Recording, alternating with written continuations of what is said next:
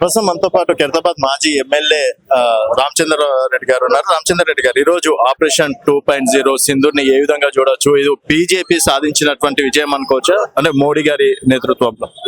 ఇది భారతీయ జనతా పార్టీ నరేంద్ర మోదీ గారి ప్రభుత్వం విజయాల గురించి చేయడం లేదు.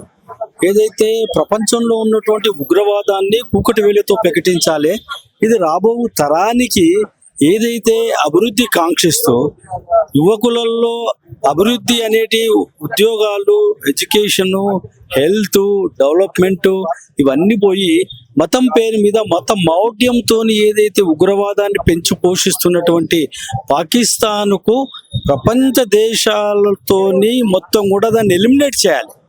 తర్వాత ఉగ్రవాద సంస్థలన్నింటినీ కూడా కూకటి వేలతో పెకిలించాలనే భారతీయ జనతా పార్టీ నరేంద్ర మోదీ గారి ప్రభుత్వం. అమాయకులైనటువంటి పాకిస్తాన్ ప్రజల్ని హతమార్చాలని లేదు. ఈనాడు పాకిస్తాన్ అమాయకులైనటువంటి ప్రజల మీద డ్రోన్లు ఉపయోగించి నష్టపరచాలి, అతలాకుతలం చేయాలని ప్రయత్నం చేస్తుంటే పాకిస్తాన్కి ఏ రకంగా భారతదేశం బుద్ధి చెప్తుందో మనం చూస్తున్నాం. కాబట్టి ఇది అంతం కాదు, ఇది ఆరంభము. తప్పనిసరిగా దీన్ని పాకిస్తాన్కు సరైనటువంటి గుణపాఠము చెప్పే రోజులు దగ్గరకున్నాయి. ఇప్పుడు మొదలైంది. తప్పనిసరిగా దీంతో పాకిస్తాన్ గుణపాఠం నేర్చుకోవాలి. అక్కడ ఉన్నటువంటి యువకులలో ఉగ్రవాదాన్ని పక్కన పెట్టి పాకిస్తాన్ దేశం ఏ రకంగా అభివృద్ధి చెందాలనేటటువంటిది, ఇతర దేశాలతో ఏ రకంగా పోటీ పడాలనేటటువంటిది నేర్పించాలని భారతదేశం యొక్క ఆశయం, ఆకాంక్ష.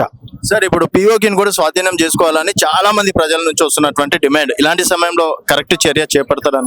ఇప్పుడు పిఓకి కానీ ఏదైనా కానీ మేము ఇతర దేశాలలో ఉన్నటువంటి స్థలాలని ఆక్రమించాలని భారతదేశానికి ఎప్పుడు కూడా లేదు, ఉండదు కూడా. కాబట్టి పిఓకోలో జరుగుతున్నటువంటి ఉగ్రవాద చర్యల్ని అరికట్టాలనే భారతీయ